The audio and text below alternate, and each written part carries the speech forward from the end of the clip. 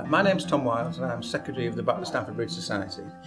This year, 2016, marks a notable year in British history, but particularly for Stamford Bridge because it's the 905th anniversary of the battle that took place here, where a huge battle where basically the Vikings met the Saxons and the Saxons won, only to lose 3 weeks later at Hastings when the Normans won. So to mark this anniversary, we've embarked on a tapestry project which links the Bayeux Tapestry and the Fulford Tapestry, which depicts the two battles either side of Stamford Bridge. Stamford Bridge was the middle battle. And, we have about 20 to 30 people working at the moment with great enthusiasm. It's an idea we had about a year ago. We put it all together and now we're working flat out to produce our own tapestry depicting the story of the battle. And we want to make sure that it does tell the true story of Stamford Bridge and put the records right, because Stamford Bridge, like Fulford, are the forgotten battles of 1066. Hastings is remembered because it's always the winners that write the history, and William won at Hastings and he wrote the history of 1066.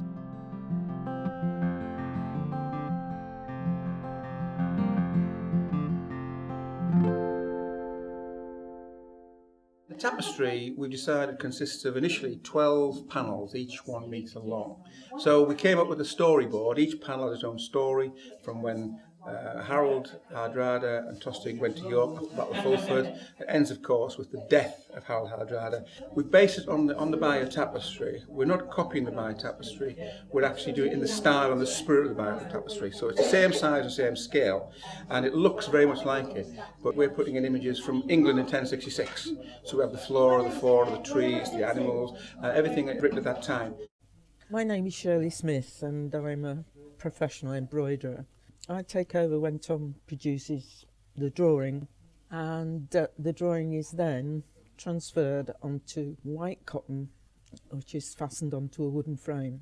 We then stretch another layer of fabric on the frame, and we then have the problem of getting the image through onto the right side.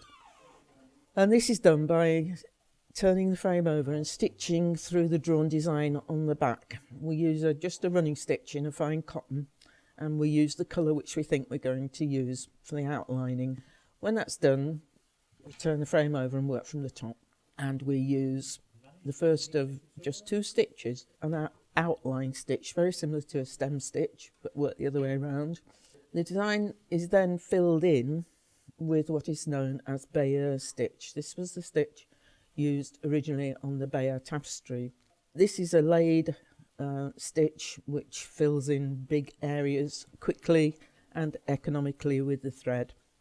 The colours we chose are as similar as we could get them to match the colours that are used on the original Bayeux Tapestry. 8 of them in the main, with 2 extra highlighting colours for the regal characters. Most of the stitching is very straightforward. I think the part that people find the most difficult is the characters that have chainmail. It's quite difficult to depict that in lots of tiny circles, but we've worked out several ways of doing it, so there is a variety. Since starting the tapestry on the end of September last year, 2015, we've now moved on so well that we've got 6 panels, half the tapestry on the go at the moment. The first panel is actually complete in terms of the storyline.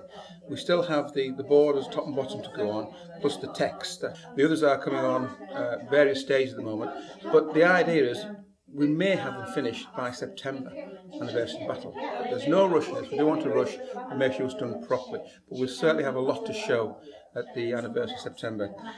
The first panel depicts the end of the Battle of Fulford, where Harold and Tostig go to York to demand they bring hostages to Stamford Bridge.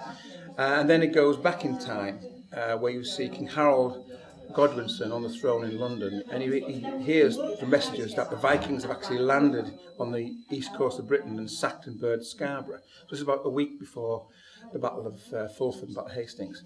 The end of the first panel is him sending messengers out to gather his army to come to Stamford Bridge.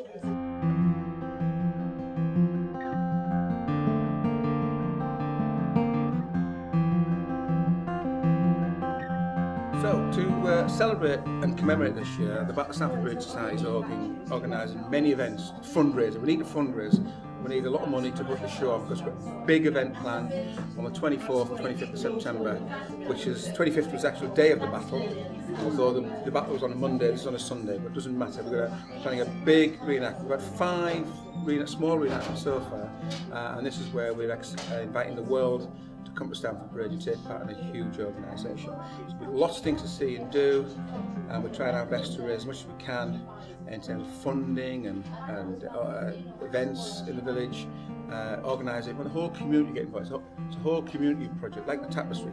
The whole community needs to get involved. We want to get involved because it's part of our history, part of England's history as well. So if you have a chance, come to Stamford Bridge in September, look on our website, its information's there, and dig the Tapestry as well, and we'd love to see you.